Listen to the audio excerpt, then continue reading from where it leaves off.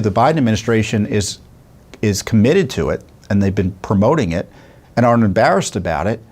This censorship operation run out of the Department of Homeland Security, which, as I recall, and you should recall, was created to protect the homeland from terrorists, right? And to protect us from having planes thrown into buildings. Now it's being used to censor us for criticizing the way Biden got elected.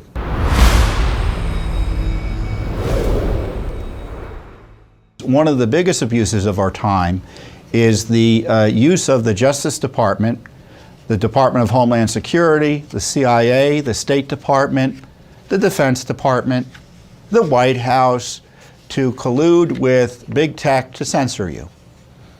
So Americans have been victimized by the millions by this collusion of censorship, this, as someone said, this big censorship, the censorship industrial complex to target American citizens. And the censorship obviously most directly impacted the 2020 election in the sense that it was designed to influence the 2020 election by censoring information about Hunter Biden and by suppressing the other candidate, President Trump. And then you had the censorship related to COVID, the vaccines, COVID origin. You have the censorship ongoing related to election integrity and the disputes about elections. It's still happening. If I say the wrong thing here on YouTube, they'll take the damn video down. Pardon my language. So it's ongoing. And it's with the endorsement and support and pressure from the Biden administration. And Judicial Watch has been front and center in exposing and investigating this. Now, we've heard about the Twitter files where Elon Musk has allowed reporters to look at internal Twitter documents documenting some of this collusion with the federal government that not only show collusion with the feds and some state officials, but also that the collusion includes Facebook and Google and these other social media platforms.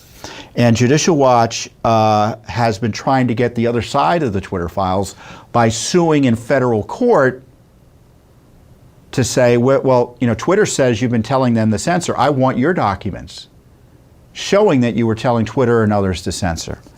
And so accordingly, we've been suing, and most recently we sued the Homeland Security Department of Homeland Security, for records on their censorship meetings with big tech. And there's a specific agency that was created, unfortunately, during the Trump administration in response to the Russia hoax. That tells you how poorly based it was, called the Cybersecurity and Information Security Agency. So it was originally designed to stop the Russians and foreigners from, quote, interfering in our elections. A relatively speaking, a non-problem, unless, of course, you're talking about the Chinese paying off the Bidens.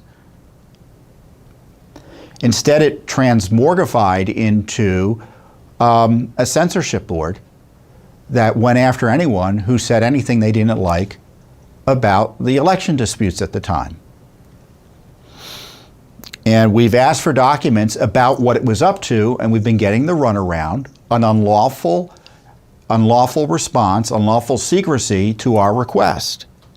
We asked for records and communications of its director, its former director, its former senior cybersecurity advisor, and its, I guess, another senior cybersecurity advisor. So this is the top leadership regarding the following topics. CISA has facilitated and hosted U.S. government industry meetings with Facebook, Meta, Twitter, Wikimedia Foundation, Pinterest, LinkedIn concerning election security. Election infrastructure subsector government coordination council meetings. Boy, to describe it is to condemn it, isn't it? Election infrastructure subcontractor government coordinating council joint MDM working group meetings and preparatory meetings with any employees of the DHS Office of Intelligence and Analysis, the FBI, the Office of Director of National Intelligence, the National Security Agency, the Secret Service concerning any of the aforementioned meetings or council meetings. So we know that CISA has been working with both inside government agencies and outside groups to censor countless Americans. And the Twitter threads, the Twitter file threads, which we detail in our press release, really expose this. A December 16th tweet thread includes disclosures in the Twitter files that reports also came from different agencies, and they reference an employee recommending bouncing content, this is a Twitter employee, based on evidence from DHS, etc. And you can bet that was the CISA agency. And then you had this FBI agent, Elvis Chan, who was doing all sorts of censorship activity for the FBI out of the San Francisco office, talking about a foreign influence task force, which obviously would have included DHS. Another tweet thread, again, Twitter files thread, shows that Twitter was, quote, more like a partner to government.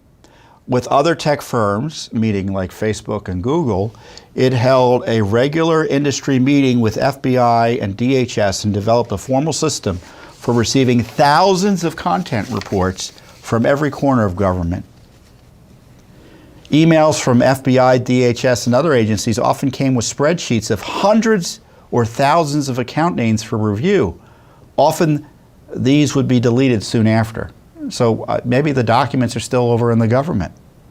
The same agencies, including DHS and the CISA organization, invites the same, quote, experts, left-wing censorship promoters, funded by the same foundations, left-wingers, trailed by the same reporters, leftists who want people they don't like censored. They were all involved in kind of generating this, as I said, this censorship industrial complex. So in addition to the Twitter files, there was this lawsuit led by the states of Missouri and Louisiana that exposed a lot more of this censorship operation out of the government. And it includes, related to the Department of Homeland Security, not only this sort of this, first of all, there's a lot of FBI censorship here, but DHS was in the middle of it. The lawsuit also produced DHS agency meeting minutes that discuss its attempts to manage information being posted by social media contributors. I mean, the government can't be managing your, quote, information or your social media posts, but that's what they're doing. So we've got detail after detail showing that DHS was in the middle of this massive effort that's, in my view, is ongoing. It's not a question of being my view. The Biden administration is committed to it, and they've been promoting it and aren't embarrassed about it. This censorship operation run out of the Department of Homeland Security, which, as I recall, and you should recall, was created to protect the homeland from terrorists, right? And to protect us from having planes thrown into buildings. Now it's being used to censor us for criticizing the way Biden got elected. Or raising a question about a vaccine or COVID lockdowns. I mean, it's insanity, and it's got to stop. And as I said earlier, there's this urgency here. Judicial Watch obviously is suing, but where's Congress? None of this happens without tax dollars. Congress should shut it all down immediately, because right now Americans are being victimized. We can't wait 2 years.